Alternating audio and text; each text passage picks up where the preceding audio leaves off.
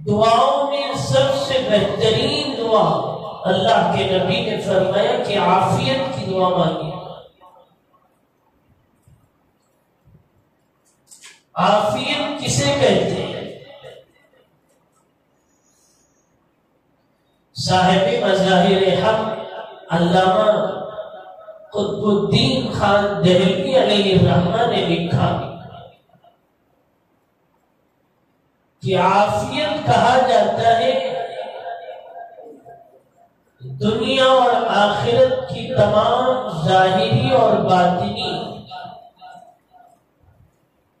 برائیاں اور مصیبت اور بیماریوں سے نجات کا نام عافیت ہے۔ اللہ کے نبی علیہ السلام کے چچا حضرت عباس رضی اللہ تعالی عنہ جلیل القدر صحابی حضور سے عمر میں 2 سال بڑے تھے۔ وہ فرماتے کہ میں نے رسول اللہ صلی اللہ علیہ وسلم سے سوال کیا کہ میں اللہ سے کون سی چیز مانگوں؟ تو حضور علیہ السلام نے فرمایا کہ عباس عافیت کی دعا مانگو۔ پھر یہی سوال میں نے دوسری مرتبہ فرمایا تو اللہ کے نبی علیہ السلام نے فرمایا کہ عافیت کی دعا مانگو۔ ایک دوسری حدیث جس میں انس بن مالک رضی اللہ تعالیٰ عنہ راوی ہیں وہ فرماتے ہیں کہ حضور علیہ السلام سے سوال کیا گیا کہ کون سی دعا افضل ہے، ای الدعاء افضل، تو اللہ کے نبی نے سائل سے کہا کہ عافیت کی دعا یہ سب سے افضل ترین دعا ہے۔ دوسرے دن اس سائل نے پھر یہی سوال کیا، تیسرے دن یہی سوال کیا، تینوں موقع پر اللہ کے نبی علیہ السلام نے فرمایا کہ عافیت کی دعا مانگو۔ عافیت یہ اتنی بہترین چیز ہے، یہ مجھے اور آپ کو دنیا کے مال و دولت سے حاصل نہیں ہو سکتی۔ حضرت تھانوی علیہ الرحمہ کے خلیفہ گزرے ہیں حضرت ڈاکٹر عبدالحی رحمۃ اللہ علیہ، انہوں نے فرمایا کہ عافیت عقل اور دل کے سکون کا نام ہے۔ اب میں اور آپ سوچیں کہ جب دل میں سکون اور اطمینان رہتا ہے، عقل اطمینان کے ساتھ رہتی ہے، تو دنیا کی کوئی چیز مجھے اور آپ کو پریشان نہیں کر سکتی۔ اور جب یہ بے سکونی میں آ جاتے ہیں تو پھر ہمارا پورا معاملہ گڑبڑ ہو جاتا ہے کہ مصیبتوں اور پریشانیوں کے مواقع پر سکون اور اطمینان اور عافیت کی دعا مانگو۔ اللہ کے نبی علیہ السلام ایک مرتبہ بیٹھے ہوئے تھے تو ایک صحابی دعا مانگ رہے تھے، اللہم انی اسألک الصبر، اے اللہ مجھے صبر نصیب فرما۔ تو اللہ کے نبی نے فرمایا کہ صبر تو مصیبت پر مانگی جاتی ہے، تمہیں عافیت مانگنا چاہیے اللہ سے، صبر کے بجائے عافیت مانگا کرو۔ ایک اور صحابی کے پاس اللہ کے نبی علیہ السلام پہنچے عیادت کرنے کے لیے، وہ انتہائی نڈھال اور کمزور ہو چکے تھے۔ اللہ کے نبی نے ان سے پوچھا کہ آپ عافیت کی دعا نہیں مانگتے؟ تو انہوں نے فرمایا کہ میں یہ دعا مانگتا ہوں، اے اللہ دنیا میں نے جو گناہ کیے ہیں، آخرت میں تو اس کی سزا میں برداشت نہیں کر سکتا، اے اللہ دنیا میں ہی مجھے وہ پریشانیاں اور مصیبت دے کر آخرت والی پریشانیوں سے مجھے نجات حاصل فرما۔ اللہ کے نبی نے فرمایا کہ آپ یہ دعا کیوں مانگتے ہیں؟ آپ کو چاہیے کہ آپ عافیت کی دعا کریں کہ اللہ تعالیٰ دنیا اور آخرت میں رہنے والوں کے لیے ہر چیز سے اور ہر پریشانی سے عافیت کی دعائیں سکھلائیں۔ اللہ کے نبی نے فرمایا کہ تم یہ کیوں نہیں مانتے؟ اللہم آتنا فی الدنیا حسنہ وفی الآخرت حسنہ وقنا عذاب النار۔ اے اللہ مجھے آخرت اور دنیا دونوں کی بھلائیاں اور اچھائیاں نصیب فرما۔ تو احادیث کی کتابوں سے معلوم ہوتا ہے کہ پریشانی اور مصیبت کے وقت ہمیں عافیت کی دعائیں مانگنی چاہیے۔ کرونا جیسی وبا ہے، ہر گھر اس کے زد میں آ بھی سکتا ہے۔ ایسے موقع پر ہمیں چاہیے کہ ہم اللہ سے عافیت والی دعائیں مانگیں۔ نبی علیہ السلام نے سکھلایا کہ اذان اور اقامت کے وقت جو دعائیں مانگی جاتی ہیں اللہ ان دعاؤں کو رد نہیں فرماتا۔ مؤذن جب اذان دیتا ہے اور نماز کھڑی ہوتے وقت اقامت جب کہی جاتی ہے، آپ جو دعائیں مانگتے ہیں اللہ ان دعاؤں کو رد نہیں فرماتا۔ کہاں ہمیں اتنی فرصت، نماز کو آنے کا تو موقع نہیں، اذان کے موقع پر بھی ہمارے گھروں میں ٹی ویاں اور موبائل فون پتہ نہیں کیا کیا گندگیاں چلتی رہتی ہیں، اور آپ کے نبی جس سے آپ محبت کرتے ہیں، محبت کے دعوے کرتے ہیں، وہ فرما رہے کہ اذان کے وقت ہر چیز سے الگ ہو جاؤ، دنیا کی ہر چیز بند کر دو۔ ایسے موقع پر خدائے وحدہ سے ہاتھ اٹھا کر دعا مانگو، تمہاری دعا قبول کی جاتی ہے۔ لوگ اقامت کے وقت مسجد نہیں آتے، 2-3 رکعتیں چھوٹ جاتی ہیں، اس کے بعد آتے ہیں، دکان میں اتنے مصروف رہتے ہیں کہ جماعت کی نماز کی کیا اہمیت ہے اس نالائق اور بیوقوف کو پتہ ہی نہیں ہے۔ جمعہ کا بھی یہی ماحول ہے کہ آتے ہیں اتنے اخیر میں کہ جب سب کچھ چیزیں بتلائی گئی ہو، ختم ہو گئی ہوتی ہیں، تو اللہ کے نبی نے فرمایا کہ جب نماز کھڑی ہو تو ایسے موقع پر پہنچو کہ نماز سے 4-5 منٹ پہلے سنتیں ادا کرو اور نماز کے انتظار میں کھڑے رہو، اور پھر جب نماز کھڑی ہو تو مؤذن اقامت کرے تو اب تمہیں دنیا کی اور آخرت کی جو ضرورتیں ہیں اس موقع پر آپ کے نبی نے فرمایا کہ دعا قبول ہوتی ہے، دعا مانگا کرو، لیکن کوئی مانگنے کے لیے تیار نہیں ہے۔ قربان جائیے اس نبی کی ذات اقدس پر، اس نے دعا کرنے کا طریقہ بھی بتلایا، دعا کس وقت قبول ہوتی ہے وہ چیزیں بھی بتلا دی۔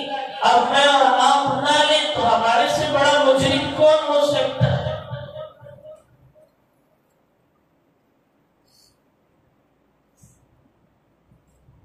تو اذان اور اقامت کے وقت بھی سب سے بہترین دعا جو مانگی جائے وہ عافیت کی دعا۔ اللہ کے نبی نے سکھلایا اللہم انی اسألک العافیہ فی الدنیا والآخرہ، اے اللہ مجھے دنیا اور آخرت کی تمام مصیبتوں سے حفاظت فرما، مجھے بچا دے، میں اتنا گنہگار ہوں، اتنا خطا کار ہوں، اتنا مجرم اور عاصی ہوں کہ تو مجھے معاف نہیں کر سکتا، لیکن تیرا رحم و کرم اتنا بلند ہے کہ اے اللہ تو سزا دے تو یہ تیرا عین انصاف ہے، لیکن میں اس سزا کو برداشت نہیں کر سکتا، اے اللہ مجھے عافیت نصیب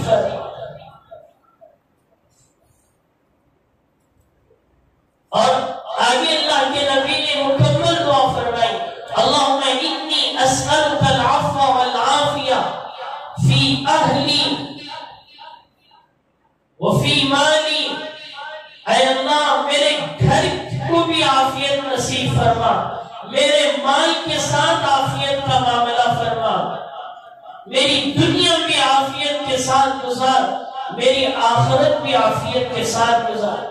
اگر یہ عربی جملے یاد نہیں ہیں تو آپ اردو میں بھی مانگ سکتے ہیں۔ اللہ میرے گھر والوں کے ساتھ عافیت کا معاملہ فرما، میری دنیا میری آخرت کو بھی عافیت والی بنا، میرے مال کو بھی عافیت نصیب فرما۔ کتنی چھوٹی دعا ہے، 2-3 منٹ بھی نہیں لگتے مانگنے کے لیے، لیکن کوئی مانگے تو صحیح۔ سیدنا یوسف علیہ السلام، قرآن نے ان کے واقعے کو تفصیلی طور پر قرآن میں ذکر فرمایا کہ اللہ نے ایک امتحان اور آزمائش میں انہیں مبتلا فرمایا تھا، جس آزمائش میں زلیخا نے ان کو پھسلانے کی اور بہلانے کی کوشش کی اور اپنے دامن فریب میں لینے کی کوشش کر رہی تھی، تو اس موقع پر یوسف علیہ السلام نے دعا فرمائی، اے اللہ زلیخا سے میری حفاظت فرما، اس سے بہتر یہ ہے کہ میں جیل کے سلاخوں میں چلا جاؤں، مجھے وہ چیز برداشت ہے لیکن زلیخا کے ساتھ بدکرداری کا معاملہ کرنا یہ مجھے رسوائی برداشت نہیں ہے، اے اللہ مجھے اس سے حفاظت فرما۔ اللہ نے یوسف علیہ السلام کی دعا قبول فرمائی اور پھر انہیں جیل کے سلاخوں میں ڈالا گیا۔ تو پھر جب وہ جیل میں تھے اس موقع پر ندائے غیبی خدا کی طرف سے آواز آئی، یوسف تم نے اس موقع پر زلیخا سے حفاظت کے لیے جیل کی سلاخیں پسند کی، ہم نے تمہیں بھیج دیا، اگر تم اس موقع پر عافیت کی دعا مانگتے تو ہم تمہیں بھی مکمل عافیت نصیب فرماتے، جیل کی سلاخوں سے بھی بچاتے اور زلیخا کی مثبت کرداری سے بھی بچاتے۔ ہم اتنے تمہارے لیے رحم و کرم رکھتے ہیں، تو معلوم ہوتا ہے کہ عافیت کی دعا سے بڑھ کر دنیا میں کوئی دعا ہو نہیں سکتی۔ اس وبا کے موقع پر صبح شام اٹھتے بیٹھتے مجھے اور آپ کو عافیت کی دعا مانگنی چاہیے۔ ایک بہت بڑے محدث گزرے ہیں، محمد ابن شہاب الدین زہری رحمت اللہ علیہ، انہوں نے اپنی انگوٹھی بنائی تھی، اس انگوٹھی کے نقش میں لکھا تھا کہ محمد اللہ سے عافیت کا سوال کرتا ہے۔ ان کا نام شہاب الدین زہری سے مشہور ہے، پورا نام محمد ابن شہاب الدین زہری ہے، تو محمد کا لفظ استعمال کیا اور اس کو انگوٹھی کے نقشے میں لکھ لیا تھا کہ محمد اللہ سے عافیت کا سوال کرتا ہے۔ ان مختصر اور جامع دعاؤں کی اللہ والوں کے نزدیک اور نیک بندوں کے نزدیک اتنی اہمیت ہے۔ مال اللہ کی بہت بڑی نعمت ہے، لوگ دنیا مانگتے ہیں، اللہ مجھے مال و دولت دے دے۔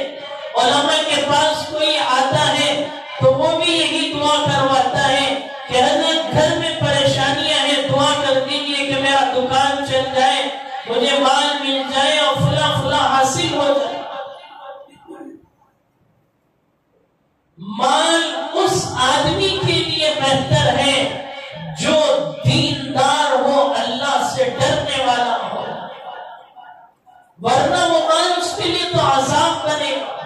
جو دیندار ہوگا، اللہ سے ڈرنے والا ہوگا، مال کے حقوق کو اللہ کے بتائے ہوئے احکام کے مطابق لگائے گا، نبی علیہ السلام کے کہے ہوئے طریقوں کے مطابق لگائے گا۔ لیکن جس کے پاس مال کی فراوانی ہے، دین سے دور ہے، شریعت سے دور ہے، تو پھر وہ اس مال کے ذریعے جو ہے حقوق کی ادائیگی میں کوتاہی کرے گا، اللہ کا حق بھی کھائے گا، زکوٰۃ ادا نہیں کرے گا، غریبوں کا حق بھی کھائے گا، اپنے گھر میں بیوی بچوں کا حق بھی خود کھائے گا، صرف بچا بچا کر رکھے گا، اس لیے کہ اسے معلوم نہیں ہے کہ اللہ نے جو یہ مال دیا ہے اس مال کے ذریعے کتنے حقوق میرے اوپر عائد ہوتے ہیں۔ میں نے گزشتہ جمعہ بھی کہا کہ جن کے گھروں سے کرائے آتے ہیں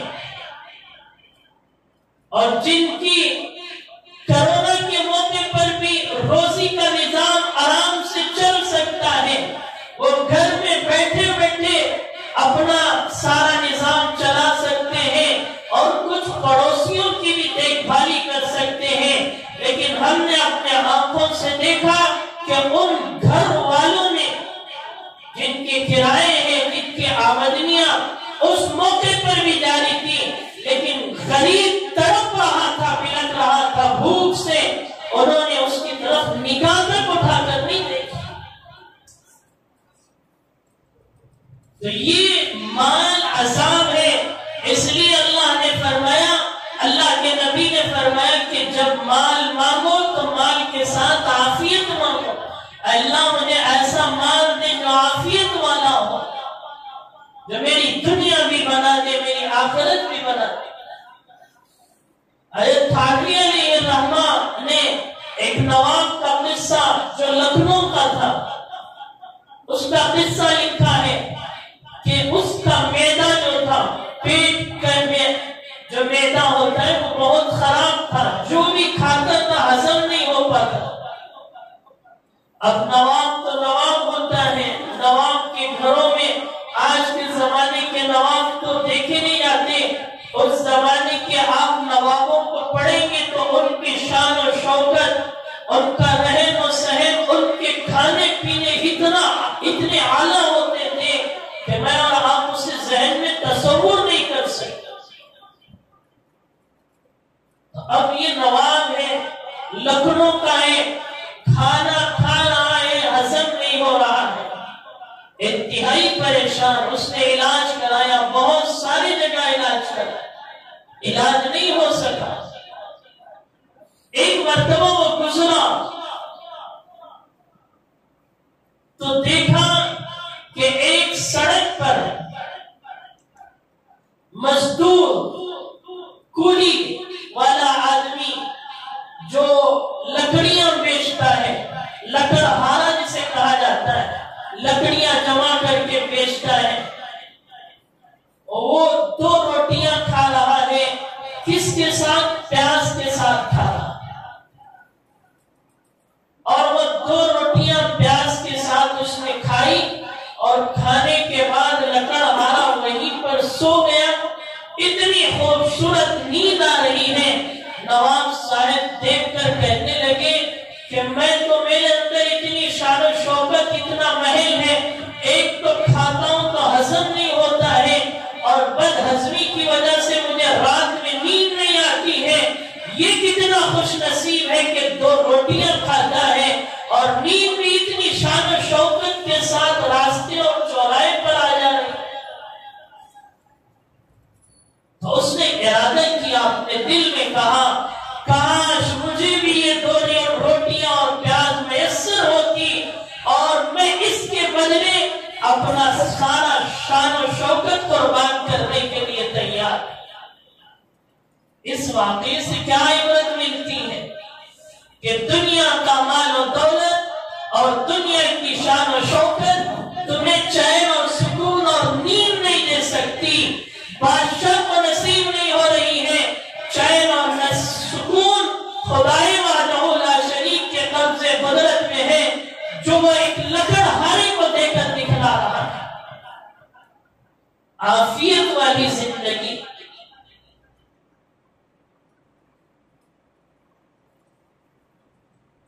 اس لیے مال و دولت کا مل جانا یہ بہت بڑی نعمت ہے، لیکن اس کی قدر کر کر دوسروں تک پہنچانا یہ اس سے بڑی نعمت ہے، ورنہ اللہ کے پاس بڑی پوچھ ہوگی اس کی۔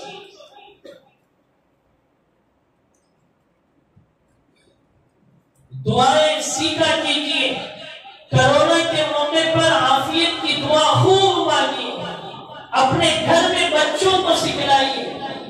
عربی میں نہیں آتا، چھوٹی دعا، اللہم انی اسألک العافیہ، اللہم انی اسألک العافیہ، اپنے بچوں کی زبانوں پر جاری کر دیجیے۔ عربی میں نہیں آتا تو اردو میں کہیے، اے اللہ مجھے عافیت نصیب فرما، اے اللہ مجھے عافیت نصیب فرما، کتنے لوگ بیمار ہیں۔ ایک عربی کا مقولہ جس کا ترجمہ انتہائی اہمیت کا حامل ہے، ایک عربی دان نے کہا، عافیت کی تعریف کی کہ عافیت کہا جاتا ہے، عافیت کہتے اسے ہیں کہ عافیت صحت مندوں کے سروں پر ایک تاج بن کر سنوارا جاتا ہے، اور جو صحت مند ہے وہ اس تاج پر نظر نہیں ڈالتا، اسے عافیت نظر نہیں آتی۔ عافیت کسے نظر آتی ہے؟ وہ بیمار ہیں جو صحت کے لیے تڑپ رہے ہیں، وہ ہاسپٹلوں میں اور بیماری کے اس حالت میں ان صحت مندوں کو دیکھ کر وہ محسوس کرتے ہیں کہ ان کے سروں پر صحت کا کتنا خوبصورت تاج سجا ہوا ہے کہ ہمیں وہ میسر نہیں ہے۔ تو انہوں نے کہا کہ عافیت یہ ہے کہ جو صحت مندوں کے سروں پر سجا ہوا ہے، میرے اور آپ کے سر پر سجا ہوا ہے۔ میں اور آپ نے کبھی اپنی صحت پر اللہ کا شکر ادا کیا؟ اتنے سال گزر گئے، بیماری تو چند گنے چنے دن ہمیں لگی ہے، لیکن اچھے دن تو بہت زیادہ گزرے ہیں، کبھی ہم نے اللہ کا شکر ادا کیا؟ جب بیماری آتی ہے تو اچھے لوگوں کو دیکھ کر محسوس ہوتا ہے کہ یہ عافیت ہے۔ ایک بزرگ تھے، وہ ہمیشہ دعا مانگتے تھے، اے اللہ مجھے عافیت عطا فرما، مجھے عافیت نصیب فرما۔ جو سننے والے تھے وہ دیکھتے تھے کہ ہمیشہ عافیت عافیت مانگتے ہیں، تو انہوں نے پوچھا کہ اس دعا کا مقصد کیا ہے جو آپ مانگتے رہتے ہیں؟ تو ان بزرگ نے کہا کہ میں مزدور تھا، کوری کرتا تھا، سر پر بدن پر بوجھ لاد کر ایک جگہ سے دوسری جگہ منتقل کرتا تھا۔ ایک مرتبہ میں نے اپنے کھانے پر آٹا اٹھایا اور اس آٹے کو لے کر چل رہا تھا تو میرا جسم تھکن محسوس کر رہا تھا، برداشت نہیں کر پا رہا تھا۔ تو میں نے اس پریشانی اور مصیبت میں اللہ سے دعا مانگی، اے اللہ اس تھکن اور پریشانی کو میں برداشت نہیں کر رہا ہوں، 2 روٹیاں مجھے نصیب فرما کہ روزانہ 2 روٹیاں مل جائے بغیر مشقت اور محنت کے، تو میں زندگی گزار۔ اللہ نے دعا قبول فرمائی۔ تو وہ ایسے ہی جا رہے تھے راستے میں، تو 2 آدمیوں میں لڑائی جھگڑا ہو گیا۔ اب لڑائی جھگڑا ہوتا ہے تو ایک انسانی فطرت جو ہوتی ہے اس کا جذبہ ابھرتا ہے کہ ان کو صلح کرائی جائے، ان میں آپس میں جو ٹکراؤ ہے اسے ختم کرائے۔ آج تو اللہ معاف فرمائے یہ بھی ختم ہوتا رہا، ہمارے آنکھوں کے سامنے ایکسیڈنٹ ہو جاتے ہیں اور ہم وہاں سے گزر جاتے ہیں، کوئی احساس تک نہیں ہے کہ آدمی جان کی بازی لگا رہا ہے، وہاں پر تڑپ رہا ہے، بلک رہا ہے، اسے اٹھایا جائے، پانی پلایا جائے، ہاسپٹل میں منتقل کیا جائے، یہ بہت بڑا اجر عظیم کا مستحق بنے گا۔ لیکن آج لوگوں کے اندر اتنی کدورتیں اور نفرتیں اور احساس کمتری کا اتنا دل و دماغ میں اثر ہو چکا ہے کہ وہ کسی نہٹے پر ہاتھ رکھے یہ ہو نہیں سکتا۔ تو ان بزرگ نے کہا کہ ان دونوں کا جو ٹکراؤ ہے اسے ختم کرایا جائے۔ جب وہ آپس میں ٹکراؤ والوں سے ایک دوسرے سے صلح کرانے کی کوشش کر رہے تھے تو اس کے ہاتھ میں جو چیز تھی تو اس نے سامنے والے سے جس سے لڑائی لڑ رہا تھا اس نے مارنے کی کوشش کی، یہ بزرگ بچانے میں سامنے آ گئے تو وہ ان کی پیشانی پر لگ گیا اور خون بہنے لگا۔ اور پھر جب وہاں پولیس پہنچی تو اب دیکھا کہ یہ لڑائی جھگڑا ہو رہا ہے اور بزرگ کو بھی دیکھا کہ ان کی پیشانی سے بھی خون بہ رہا ہے، تو یہ بھی اس لڑائی میں ملوث ہے۔ تینوں کو جیل کے اندر کر دیا۔ اب جیل میں رہے ہیں تو روزانہ 2 روٹیاں ان کو مل رہی ہیں۔ کتنی روٹیاں؟ 2 روٹیاں۔ انہوں نے اللہ سے دعا مانگی تھی کہ اے اللہ مجھے یہ برداشت نہیں ہو رہا ہے، بغیر مشقت اور بغیر محنت کے 2 روٹیاں دے۔ اللہ نے جیل کے سلاخوں میں بھیج دیا اور 2 روٹیاں بغیر محنت اور مشقت کی مل رہی ہیں۔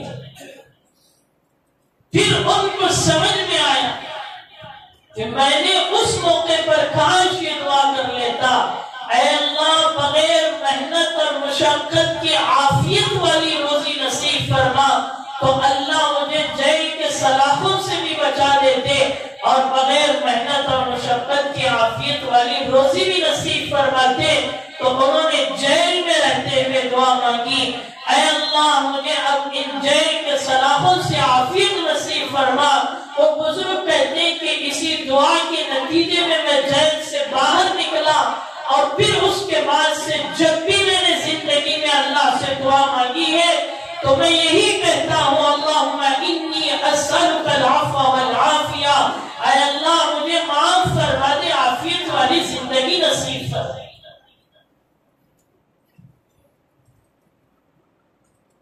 نبی کے یہ 2 جملے ہیں، کتنے جامع ہیں، کتنے مختصر ہیں۔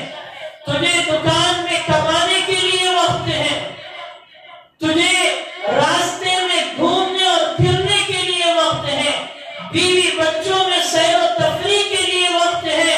نبی کے یہ 2 جملے کسی عالم کے پاس بیٹھ کر یا کسی مسجد میں جا کر کسی مکتب کے استاد کے پاس بیٹھ کر حاصل کرنے کے لیے وقت نہیں۔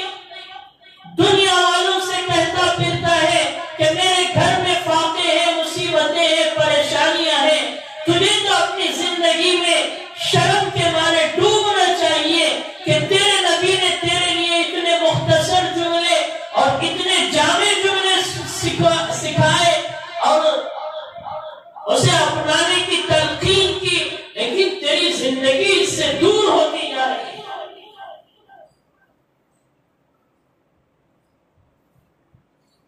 اللہ مجھے اور آپ کو اس بات کو سمجھنے کی توفیق نصیب فرمائے۔ بیماریاں ہیں، پریشانیاں ہیں، مصیبتیں ہیں، اس سے مت گھبرائیے، یہ اللہ کی طرف سے آزمائشیں ہیں، نیکوں پر بھی آتی ہیں، برے لوگوں پر بھی آتی ہیں، لیکن صبر کرنا یہ بھی عبادت ہے۔ اور پھر اللہ کے نبی نے فرمایا کہ صبر سے بہتر یہ ہے کہ عافیت کی دعا ہو، اس سے بہتر کوئی دعا ہو نہیں سکتی۔ تو اپنے چھوٹے چھوٹے بچوں کو بھی یہ دعا سکھلا دیں تاکہ گھر میں ایک ماحول بنے نبی علیہ السلام کی دعاؤں کے سیکھنے کا۔ بیت الخلا آتے جاتے ہیں، کھانا اٹھنا بیٹھنا ہوتا ہے، کھانے کی سنتیں ہیں، استنجا آنے جانے کی سنتیں ہیں، سونے کی اور سو کر اٹھنے کی سنتیں ہیں، لباس پہننے کی اور لباس نکالنے کی سنتیں ہیں، مسجد میں داخل ہونے کی نکلنے کی سنتیں ہیں۔ مسلمان تیری تعلیم پر تو تجھے ناز ہے، دنیاوی تعلیم پر تو فخر محسوس کرتا ہے، پر نبی کے سامنے جب تیرا چہرہ ہوگا اور نبی کا سامنا ہوگا، اس نے اتنی بہترین دعائیں سکھلائی جس سے تیری زندگی چین و سکون کے ساتھ گزر سکتی ہے، لیکن تجھے سیکھنے کے لیے موقع نہیں۔ دکان میں بیٹھ کر جھوٹ بولنے کے لیے، دکان میں بیٹھ کر دھوکہ دینے کے لیے اور دکان میں بیٹھ کر لوگوں کے مال کو ہڑپ کرنے کے لیے تجھے موقع ہے۔ کبھی 3 دن چلا جاتا، کبھی 40 دن چلا جاتا اور کبھی کسی اللہ والے کی خانقاہ میں جا کر اپنے ان کے قدموں میں نچھاور ہو جاتا اور اللہ کے نبی کی ان دعاؤں کو اور زندگی کو سیکھ لیتا تو آج دنیا سے تیرے لیے مصیبتوں کا نکلنا آسان ہو جاتا. دنیا کے لیے، بیوی بچوں کے لیے، سب کے لیے وقت ہے، لیکن دینی چیزیں سیکھنے کے لیے وقت نہیں ہے. تو معلوم ہوتا ہے کہ امت دین سے کتنی غافل ہے اور دین سے کتنی دور ہوتی جا رہی ہے. تو پھر یہ کرونا کی وبا کہاں سے ختم ہو، یہ مصیبتیں کہاں سے دور ہوگی؟ تم اپنے اپنے عیش و آرام میں، اپنے اپنے مستیوں میں لگے ہوئے ہو. کرونا آتا ہے، لاک ڈاؤن ہوتا ہے، پھر جب اوپن ہوتا ہے تو پھر وہی عیاشیاں، وہی مکاریاں، وہی خدا کے غضب کو اعلان کرنے کی دعوت اور اللہ کے نبی کو ناراض کرنے والے اعمال. محسوس یوں ہوتا ہے کہ ہم ان بیماریوں سے کوئی عبرت حاصل کرنے والے اور کوئی نصیحت پکڑنے والے نہیں بن رہے. جتنی مصیبتیں آئے، پریشانی آئے، اس میں ہمارے لیے عبرتوں کا اور نصیحتوں کا سامان ہوتا ہے. ہمیں سمجھنا چاہیے. لاکھوں کی تعداد میں لوگ مصیبتوں میں، پریشانیوں میں مبتلا ہوتے ہیں. میں نے تو ایک دعا سکھلائی، یہ دعا سنت ہے، لیکن دعا کے ساتھ ساتھ نماز جو فرض ہے اس کا اہتمام، مسجدوں کو آنا. کرونا میں تو مسجدیں بند تھی اور پتہ نہیں پھر کب تالے لگ جائے، اللہ اس سے حفاظت فرمائے. لیکن کیا ہماری مسجدیں آباد ہیں؟ کیا ہم نمازوں کا اہتمام کرنے والے بن گئے؟ جمعہ میں اتنے سالوں سے آ رہے ہیں، ہماری نمازیں نہیں، صرف بیان سنتے ہیں، کان کا مزہ لیتے ہیں، پھر چلے جاتے ہیں، پھر وہی گھر میں جا کر وہی زندگی گزر رہی. اس لیے مجھے اور آپ کو سمجھنے کی ضرورت ہے. اللہ نے مال دیا ہے تو خوب غریبوں پر صدقہ اور خیرات کریں اور نماز کا اہتمام کریں اور نمازوں کے بعد اللہ سے عافیت کی دعائیں مانگیں. اپنے مال کی، اپنے گھر والوں کی، اپنے اہل و عیال کی، بیوی بچوں کی، ہر ایک کے ساتھ عافیت کی اللہ سے دعا مانگیں. یہ اتنے جامع دعا ہے کہ اللہ تعالیٰ ہر چیز سے مجھے اور آپ کو محفوظ رکھتے ہیں. اللہ ساری امت کے ساتھ عافیت کا، خیر کا، بھلائی کا معاملہ فرمائے. مصیبتوں کو جلد سے جلد اللہ تعالیٰ دور فرمائے.